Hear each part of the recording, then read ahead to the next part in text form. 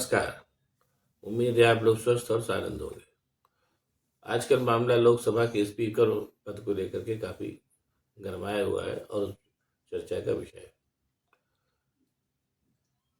मोदी जी के सहयोगी चंद्रबाबू नायडू ने स्पीकर का पद मांगा है और जैसा कि उम्मीद थी, अपने मोदी साहब स्पीकर का पद उनको देने को तैयार नहीं है। इसी बात पे बहस चल रही है और चंद्रबाबू नायडू को अगर स्पीकर का पद नहीं देते हैं मोदी जी, तो इतना मान के चलिए कि उनके जो इरादे हैं वो ठीक नहीं है। इसलिए कि स्पीकर का पद कितना महत्वपूर्ण होता है आप सब लोग जानते हैं।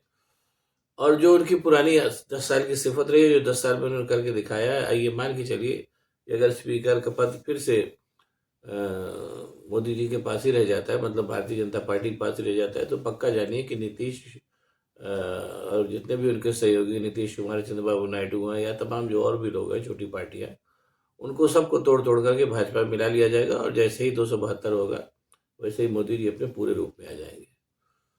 वो बिल्कुल भी बदलने को तैयार नहीं है। ये उनके प्रधानमंत्री बनने के बाद के कार्यकलापों से साफ साफ जाहिर हो रहा है। प्रधानमंत्री बनने के दौर में ही उन्होंने पहले सबसे तो शेयर घोटाला कर दिया, जिसमें उन्होंने अमित शाह ने कहा कि शेयर खरीदिए, बहुत बड़ा बूम आने वाला है, और उसमें 5 लाख लोगों के करीब सैकड़ों करोड़ रुपए डूब गए और सबके सब बेचारे भीख मांगने कगार पर है और उसकी जवाबदेही कोई देने को तैयार नहीं। अपने मोदी जी में एक अच्छी बात यही है कि वो, मतलब उनका एक आदत है, जैसे कि मतलब लूटो खाओ आग भागो, लूटो खाओ भागो, ये उनकी आदत शुरू से। आप देखिए कि बस नोटबंदी से लेकर के और जितने भी उनकी कारनामे रहे उसमें बस एक लूटो खाओ और आगे बढ़ो। उसके बाद उस कारनामे की कभी चर्चा ही मत करो। जो सिद्धहस्त जो लोग होते हैं, जो मतलब ठगी में सिद्धहस्त होते हैं, उनका यही पैटर्न होता है कि काम किया निकल लिए, काम किया निकल लिए। और जो बहुत ही मतलब सिद्धहस्त ठग होते हैं ना, या ठगी में जो लोग बिल्कुल एकदम पारंगत होते हैं, वो उस जगह पर भी दोबारा नहीं जाते जहां वो एक बार अपनी हरकत कर चुके रहते हैं। इसलिए आप ये देखिए कि भारतीय जनता पार्टी और मोदी जी भी दोबारा उस क्षेत्र में हरकत नहीं दिखाते जिस क्षेत्र में एक दफे हरकत दिखा चुके हैं। बहरहाल ये सिलसिला चल निकला है। अभी आप देखिए मोदी जी के इरादे अभी भी बद है। इससे भी थोड़ा थोड़ा जाहिर होता है कि जो पुराना मंत्रिमंडल था वो सब उन सब सारे का सारा वही है। इसका मतलब कि जो जब वो बहुत जल्दी, जैसा वो सोच रहे होंगे, विरोधी दल सोच रहे हैं कि हम उनको डोमिनेट करेंगे, उन्होंने ये ठान के रखा होगा कि हम फिर से बहुत जल्दी अपनी हरकतों से 272 पे आ जाएंगे तो हम अपने उनको डोमिनेट करेंगे।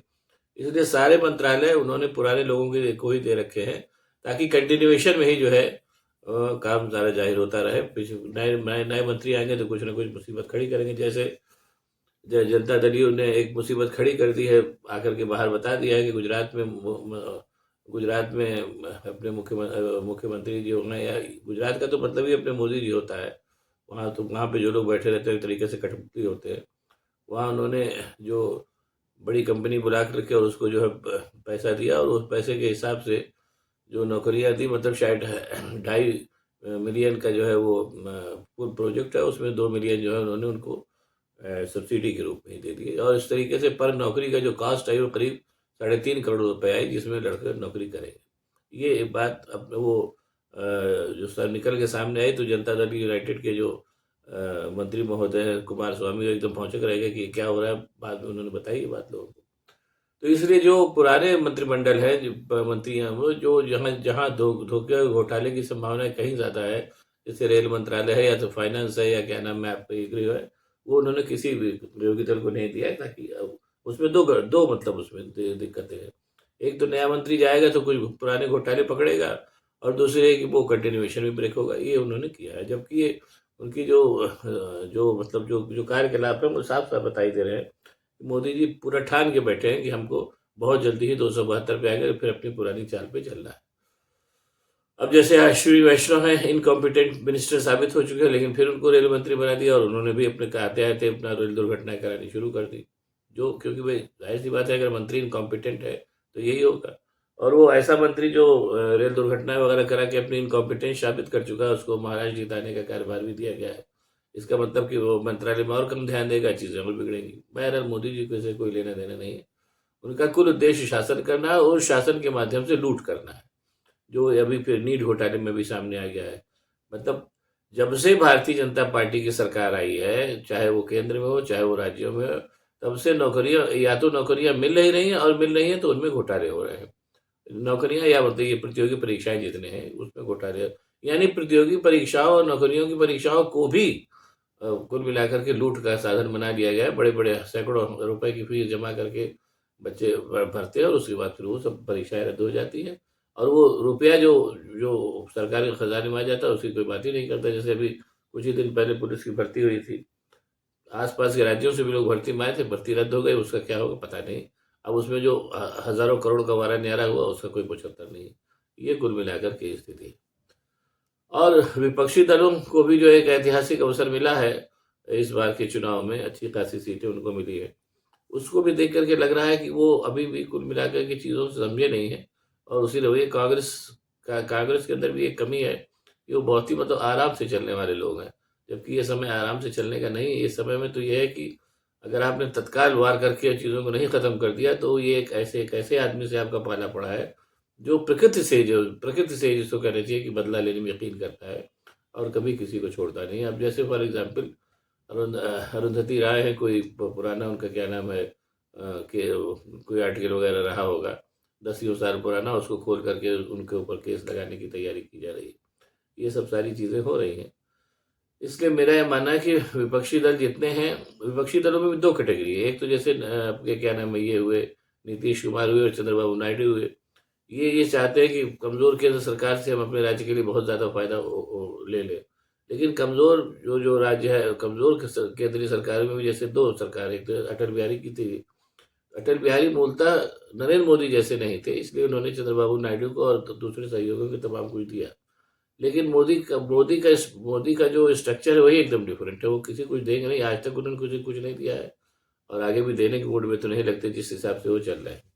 तो विरोधी में मेरा होता है कि 2 तरीके के लोग हैं, एक तो चंद्रबाबू नायडू और नीतीश कुमार जैसे लोग हैं, जो लुका-छिपी करके मोदी से निकालना चाहते हैं, लेकिन वो ये समझ लें कि मोदी से उनको कुछ नहीं मिलने वाला है। और मौका पाते ही वो उनकी सारी पार्टियाँ जो हैं, उनको दो-फाड़ करके और भारतीय जनता पार्टी में ला लिया जाएगा। इसके लिए अगर वो एक्स्ट्रा कॉशियस नहीं रहे और नहीं रहे अपनी माँगों पर अड़े अड़े नहीं रहे, तो तुरंत गच्चा खा जाएँगे, ये कन्फर्म समझिएगा। और दूसरी दूसरी तरफ कांग्रेस और उसका गठबंधन आ जाता है। कांग्रेस और गठबंधन जो है वो भी बहुत स्ट्रांग नहीं है, उसमें 2 लोग तो खैर लगता है कि अ, हैं, कमिटमेंट तो उनका है, उन्होंने साबित भी कर दिया अखिलेश यादव और राहुल गांधी ने। लेकिन बाकी जो उनके सहयोगी हैं वो उतने कमिटमेंट वाले नहीं हैं, वो कभी भी कुछ भी कर सकते हैं। इसलिए उनको भी समय रहते जितने दिन उनके पास वो है और जो जितने दिन उनका गठबंधन है, पहली चीज़ तो गठबंधन को लगातार मजबूत करते रहना पड़ेगा और दूसरी चीज़ इस गठबंधन को मिली सफलता का फ़ायदा उठा करके उनको समय रहते केंद्र सरकार को जितना संभव हो कमज़ोर करने की बात सोचनी चाहिए। ऐसा वो मेरा ख्याल है वो ऐसा सोच भी रहे होंगे, नहीं सोचेंगे तो सबसे पहले तो खुद ही भोगेंगे। और दूसरी बात ये है कि इस बार के चुनाव में 2-3 चीज़ें और अच्छी हुई हैं, उसका भी फ़ायदा उठाना चाहिए। जैसे पिछले 2 चुनावों में तो इतनी सीटें ही नहीं थी कि नेता विरोधी दल चुना जाता, और ज़ाहिर-सी बात है, नेता विरोधी दल अपनी तरफ से क्यों प्रधानमंत्री नरेंद्र मोदी देते, और इसलिए अब की नेता विरोधी दल चुना जाएगा, उसका भी फ़ायदा उठा करके लगाम लगानी चाहिए। एक बात निश्चित रूप से समझ लीजिए आप सब लोग कि नरेंद्र मोदी एक ऐसे आदमी हैं जो भारतीय लोकतंत्र की सारी क्या नाम है कमियों को अच्छा खासा अध्ययन करके प्रधानमंत्री बने हैं और उन कमियों का फ़ायदा वो ज़बरदस्त तरीके से उठा रहे हैं। जैसे उनको मालूम है कि यहाँ की जनता जो है अज्ञानी है, यहाँ की जनता ज़्यादातर जनता अनपढ़ है और गरीब है, जो बहुत ज़्यादा प्रतिकार नहीं कर सकती। और यहाँ की जो कानून व्यवस्था है उसका भी तरीका ये है कि जब वो मुकदमा चलेगा और चीज़ें अपने अंतिम दौर तक पहुँचेगी, तब तक बहुत से लोग मर खप जाते हैं उस पूरी प्रक्रिया में। मेरा ये मानना है कि अगर आप 70-72 साल के हो गए हैं और उसके बाद आप कोई बड़ा अपराध कर देते हैं, तो उसमें आप दंडित होंगे, इसकी संभावनाएँ कम है, क्योंकि जब तक आपके दंडित होने की नौबत आएगी, तब तक पता चला कि आदमी मर जाएगा। ऐसे मैंने बहुत से केसेस देखे हैं। तो इस प्रकार से नरेंद्र मोदी जैसे एक आदमी से निपटने में के लिए भी और भी कॉशियस रहना चाहिए, जो भारतीय लोकतंत्र और भारतीय राज्य व्यवस्था की सारी कमियाँ जानता है और इन कमियों के मद्देनज़र काम कर रहा है। ये बात समझ लेनी चाहिए। हालाँकि समझने वाले हो सकता है समझते भी होंगे, ऐसा नहीं है। लेकिन ये कह के मैं बात खत्म करूँगा कि जितने भी इस समय विपक्ष में लोग हैं, इस अपॉर्चुनिटी को अगर वो कायदे से नहीं इस्तेमाल कर सके, तो फिर वो नरेंद्र मोदी एंड कंपनी के चंगुल में फँस जाएँगे और फिर बड़ा बुरा दिन देखेंगे। इसके लिए उनको तैयार रहना चाहिए। बाकी तो खैर ठीक है, चीज़ें सामने आएँगी। अब आपको अगर ये वीडियो पसंद आए तो उसको शेयर करिए, लाइक करिए। साथ ही साथ मेरे चैनल को सब्सक्राइब करिए ताकि मैं और भी ऐसी बातें आपको बताता रह सकूँ। बहुत-बहुत धन्यवाद। नमस्कार।